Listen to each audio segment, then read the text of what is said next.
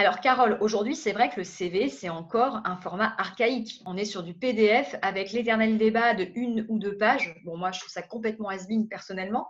Est-ce que finalement, contributif demain peut pas être un espèce de CV solidaire ou en tout cas que les compétences qu'on développe à travers les actions contributives, pardon, ne soient pas dans un CV?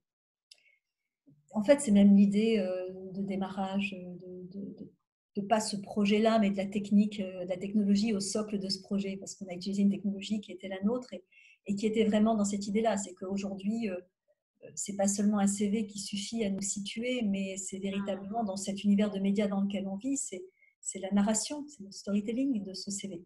Et c'est ce qu'on propose. Et il y a aussi quelque chose de très important, c'est qu'un CV, il est déclaratif. Oui. Et ici, le CV, si on peut dire le book, je vous rappelle le book qui est l'espace personnel, il est construit à partir des actions que l'on déclare et d'une empreinte qui est générée à partir de la réalité, d'une Ouais. empreinte qui est testée par des témoins ou des tiers de confiance.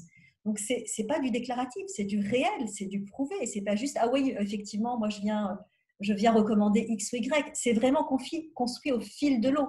Donc, ça, c'est très important. Et on raconte, quand on raconte ce que l'on fait dans un chapitre de son book, on vient, on pose des photos, on a des anecdotes, donc c'est vraiment du tangible et du solide. Et ça correspond à la mise en valeur de soi dans notre univers numérique et médiatique, qui est ce qu'il est.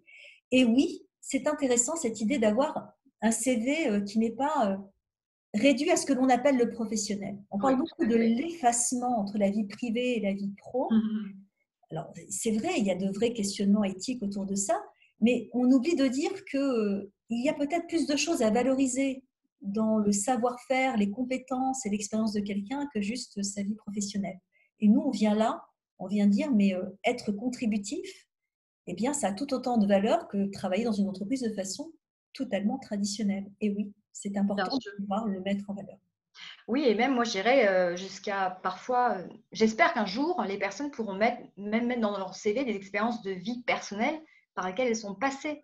Je sais pas, quelqu'un qui est passé par un burn-out, même quelqu'un pour moi qui est passé, je vais aller un peu loin, mais par un divorce, ce sont des expériences de vie, dans lesquelles on a forcément appris des choses et qu'aujourd'hui on est vraiment que sur du professionnel. Donc moi je suis complètement pour l'ouvrir sur de l'extra-professionnel, du solidaire, de l'expérience de vie et puis, je rebondis sur effectivement contributif sur la recherche d'emploi.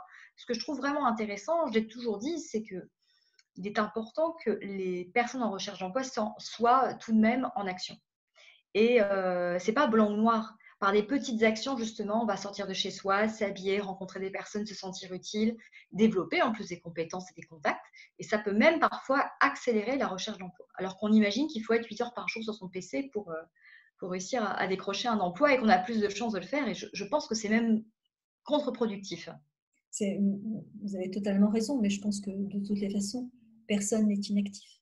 Tout le monde contribue. Tout le monde contribue. Le tout, c'est de donner de la valeur à ces contributions que nous faisons tous, de dire ça compte.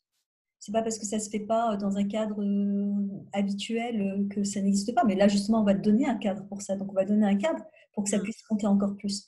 Et je crois aussi que quand on sait qu'il y a reconnaissance et visibilité, et puis peut-être une certaine forme de gain personnel, mais je ne parle pas que d'argent, je parle d'un gain personnel, alors on est porté à en faire davantage. C'est un processus d'engagement. Et tant mieux parce que l'existence sociale, elle est vitale, mais vitale au niveau physiologique, au niveau émotif, au niveau du lien à l'autre, du lien à soi, de l'estime de soi, elle est vitale. Et dire cette expérience sociale de la contribution est tout aussi importante que l'expérience marchande du travail, Bien entendu, oui. est extrêmement important. Tout à fait. C'est vital. Il n'y a pas d'autre mot. Vous savez que les chiffres sont sortis récemment. On a beaucoup plus de chances de se suicider quand on est au chômage. Ce n'est pas que des questions d'argent, c'est des questions de cette existence sociale. Bien sûr. Et si je contribue sans qu'il y ait reconnaissance sociale de cette contribution, mon existence sociale est nulle aussi, parfois. Donc, c'est dire aux gens, on voit, on sait que vous n'arrêtez pas de faire des choses, faites-les, faites-en peut-être plus encore, ou peut-être pas parce que vous en faites beaucoup, et voilà, ayez un statut, une existence sociale grâce à ça. Et je crois que, je le reprends ce mot, c'est vital. Eh bien, écoutez, merci Carole. Je pense que Contributive va vraiment amener beaucoup de bonheur et de sens dans nos quotidiens. Et j'espère que, écoutez, on va voir tout ça très rapidement. Voilà, avec Merci, beaucoup de débats, beaucoup de forums. Je vous dis à très bientôt. Merci pour tout. Merci.